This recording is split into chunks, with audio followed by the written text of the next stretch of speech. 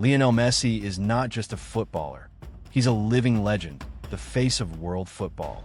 But what if I tell you, there was a time when Messi was hated in his own country, attacked, and even asked to leave Argentina. Today, even though the world sees Messi as a FIFA World Cup champion, back in 2011, life was at its most painful point for him. South America is crazy about football, and millions follow the Copa America, the continent's biggest tournament. But in 2011, during the quarterfinals, Messi missed a penalty, and Argentina was knocked out. For a country that worships football like religion, this was a disaster. After the match, Messi was treated as the nation's enemy. News channels accused him of not loving his country. Some even demanded he leave Argentina, claiming he only played for brand endorsements. The situation got so bad that people attacked his mother and brother. His home was vandalized, and Messi even received death threats on his phone. Despite such stress, how did Messi hold himself together? Stay with me till the end of this video. That's how massive Messi's following is in Argentina. In fact, because of him, a new rule had to be made. Parents were banned from naming their children Messi, since experts fear that in a few years, there would be so many kids with that name that the nation would face an identity crisis. Today, everyone knows Messi's name and his records. But very few know the pain and sacrifices behind the making of Lionel Messi. Recently, Messi surpassed Ronaldo to become the world's second most valuable footballer. He is so wealthy that even if he spends 3 million Indian rupees, 30 lakh, every single day, it would take him 150 years to finish his fortune. But this glamorous life came only after years of sweat, sacrifices, and silent struggles. From childhood, Messi was obsessed with football. But at age 11, tragedy struck. He was diagnosed with a rare disease called growth hormone deficiency, which required very expensive treatment that his poor parents could not afford. His father was a factory worker, and his mother cleaned houses. Many football clubs admired Messi's talent, but refused to bear his medical expenses. His career was on the verge of ending before it had even begun, but destiny had other plans.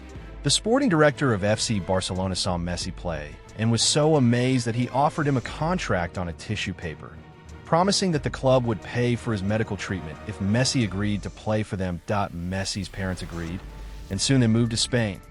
But treatment was tough. Every day, 11-year-old Messi had to inject hormones into his legs, a painful process for a child.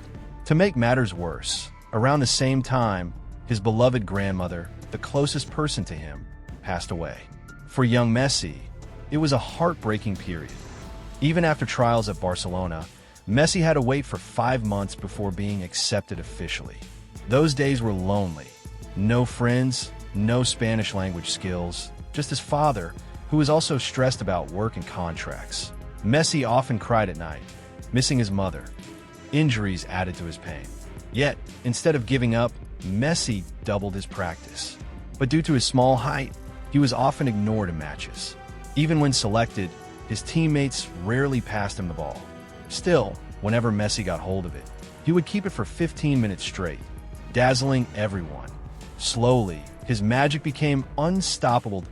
In one tournament, opponents locked him in a bathroom to stop him from playing. By the time he broke the window and returned to the field, his team was down 0-2. Messi scored 3 goals by himself, turning the match around. BY 2004. Spain invited him to join their under-20 team, but Messi refused. He chose Argentina, leading them to win the FIFA Youth Championship. And the rest is history. By the age of 32, Messi had already won 30 trophies, countless Ballon d'Or awards, and played over 1,000 matches, scoring 935 goals and dozens of hat tricks. With Barcelona, he lifted the Champions League 4 times, the Club World Cup 3 times, and earned every possible European honor. In 2008, he won Olympic gold for Argentina. In 2012, he scored 91 goals in a single year, breaking the all-time world record. Even when richer clubs offered him billions, Messi stayed loyal to Barcelona, the club that stood by him during his darkest days. Every time he scores, Messi raises his hands to the sky.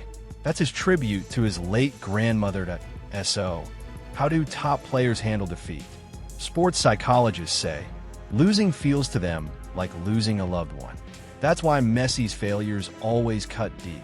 And here comes the most fascinating twist. Back in 2015, a random Twitter user predicted, asterisk on March 21st, 2022, Messi will win the World Cup and become the greatest player ever. Asterisk people mocked it. But on 18th December 2022, the prophecy came true. Messi lifted the FIFA World Cup, silencing all critics forever.